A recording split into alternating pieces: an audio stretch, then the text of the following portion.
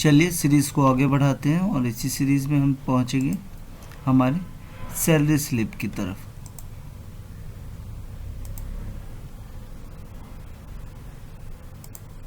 ठीक है, जिसमें हमने आपको ये बताया था EID, name, basic salary, travelling allowance, dearness allowance, house rent allowance, provident fund, employ state insurance, gross salary, net salary, annual salary और income tax.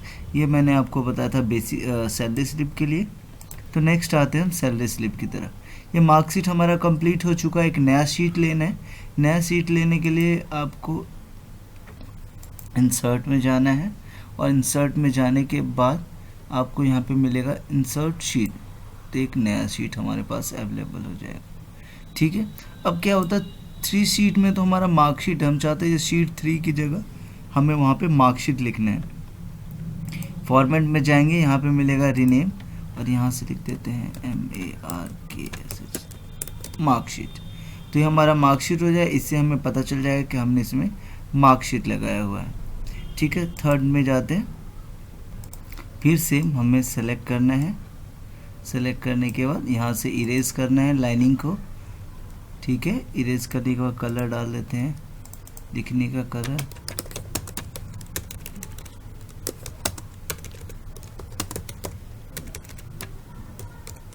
Salary slip size बढ़ा देते हैं यहाँ से। अब ले लेते हैं हम EID, नेम, बेसिक सैलरी। अब ये देखिए बेसिक सैलरी हमारा ऊपर नीचे की लाइन से बाहर आ रहा है, हम इसको रैप टैक्स कर देंगे। फिर लेंगे हमें जो नेक्स्ट बेसिक सैलरी के बाद ट्रैवलिंग अलाउंस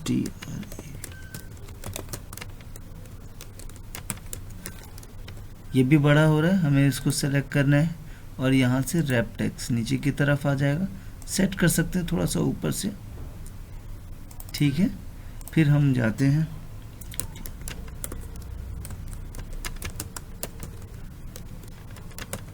अलाउंस, ये भी बड़ा हो रहा है, सेलेक्ट क्लिक करना है, रैप टैक्स। उसके बाद ले लेते हैं house rent allowance,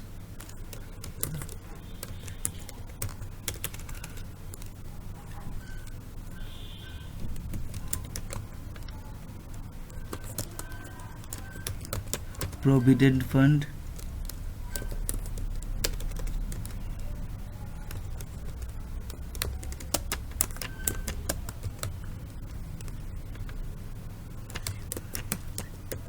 insurance, salary, net salary,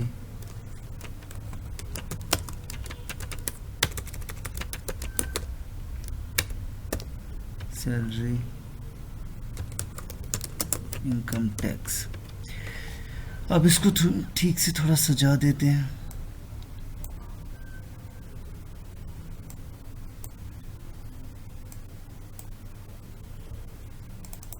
ये सारा रैप टैक्स की वजह से ही नीचे नीचे लाइन है। ठीक है, लेट्स मूव ऑन। कुछ क्वेश्चन है हमारे पास। हम पहले कुछ डाटा फिल कर दें, बेस्ट रहेगा हमारे लिए। फर्स्ट नाम डाल देते हैं कोई भी, बेसिक सैलरी डाल देते हैं। ठीक है, अब ये सारे हमें थोड़ा सेट कर देते हैं। TA मीन्स ट्रैवलिंग अलाउंस, जो हमें 5% काटना है। DA dearness allowance 6%, ESI 7%, PF 8%, sorry HRA ESI 9%। ये हमें टैक्सेस काटने हैं बेसिक सैलरी से।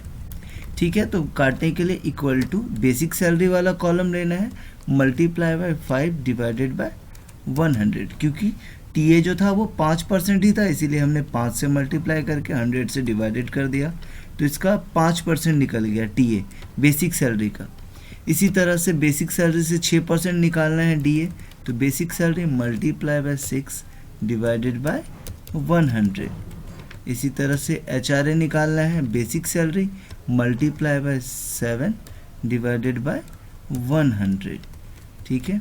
इसी तरह से basic salary multiply bye 8 divided by 100, इसी तरह से basic salary multiply bye 9 divided by 100। ये सारा बेसिक सैलरी से निकालना है, तो सिंपल फार्मूला है, आपको क्या करना है, बेसिक सैलरी वाला कॉलम लेना है और जितने परसेंट से मल्टीप्लाई कर निकालना है वो परसेंटेज डिवाइडेड बाय 100। इसी तरह हम ये सारा डाल दिया हमने, ये देख सकते हैं आप फॉर्मूले कैसे कैसे हमने लगाया है, ठीक है। कोई कंफ्यूजन वो कुछ भी नहीं होगा, इजी है ये। इसी तरह से ग्रॉस सैलरी में हमसे ये कहा जा रहा है कि बेसिक सैलरी में आपको TA DA HRA यानी कि ट्रैवलिंग अलाउंस, हाउस डियरनेसेस अलाउंस और हाउस रेंट अलाउंस, इनको प्लस करके हम, और बेसिक सैलरी को भी प्लस करके हम ग्रॉस सैलरी निकालना है। तो equal to sum bracket on basic salary ले लेंगे जो C9 में है, मल्टीप्लाई बाय कॉलन, और लास्ट वाला ले लेंगे हाउस रेंट पर F9। बेसिक सैलरी से हमने हाउस रेंट अलाउंस तक ले लिया, ब्रैकेट बंद और एंटर। अब नेट सैलरी में क्या कहा जाता है, क्योंकि हमने यहाँ तक तो ले लिया, अब 2 हमारा बच गया, PF और ESI।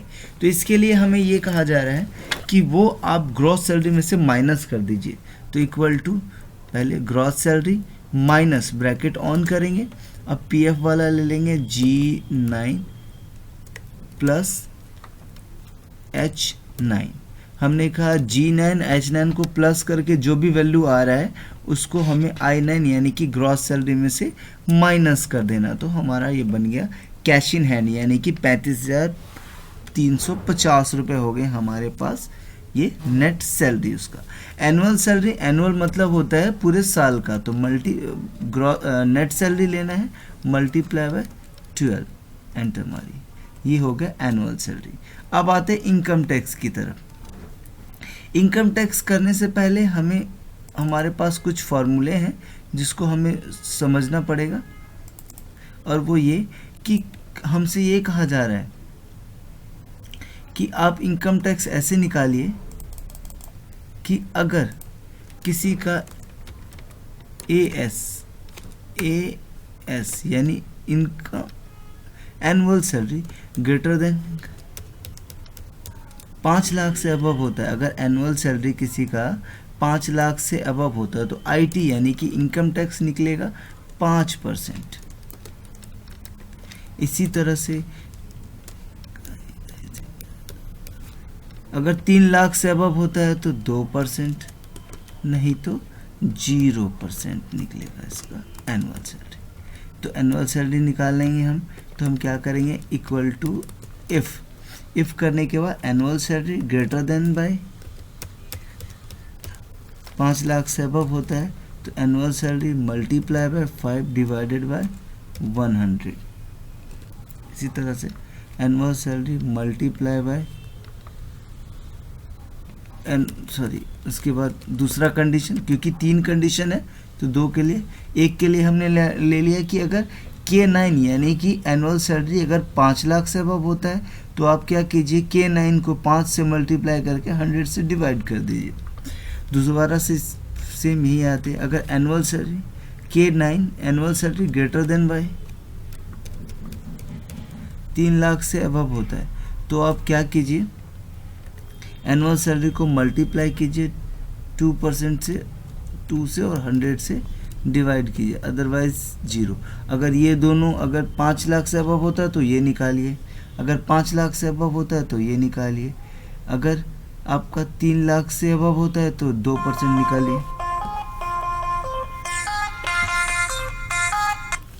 नहीं तो 0% निकालिए। ब्रैकेट बंद कीजिए 2 बार और एंटर।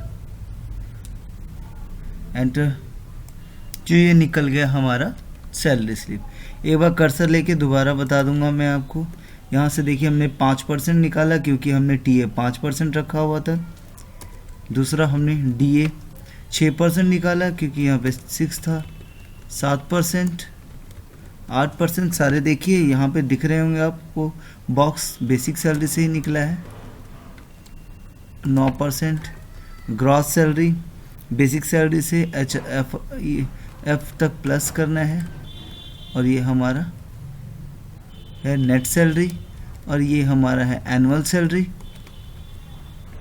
एनुअल सैलरी जो 12 महीने का बनता है, और ये हमारा है इनकम टैक्स। तो ये हमारा है आपके पास जो फॉर्मूले हमने बनाया है सैलरी स्लिप का। ठीक है, नेक्स्ट शीट पे काम करेंगे। इसका भी नाम चेंज कर देते हैं, क्लिक करना है, डबल क्लिक से भी हो जाता है, सैलरी स्लिप। नेक्स्ट हम आएंगे, नेक्स्ट जो हमारा बनेगा इसके बाद होटल डिटेल। ठीक है।